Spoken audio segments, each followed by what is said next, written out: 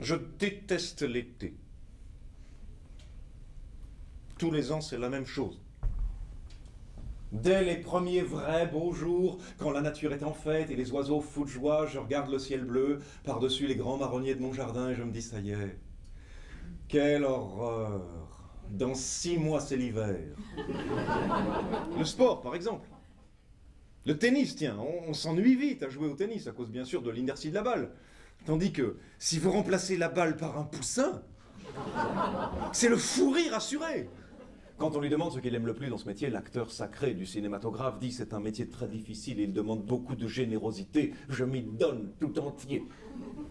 Mitchum dit c'est un métier facile. L'autre jour on m'a dit entrez par cette porte, j'entre par cette porte, ils étaient très contents. Ce qui me coûte le plus à l'idée de quitter ce monde, outre bien sûr l'idée intolérable que mes enfants vont rentrer du crématorium en courant pour boire mes Saint-Émilion. Si ça se trouve dans des gobelets fluo, avec des fils d'ouvriers, aux cheveux verts.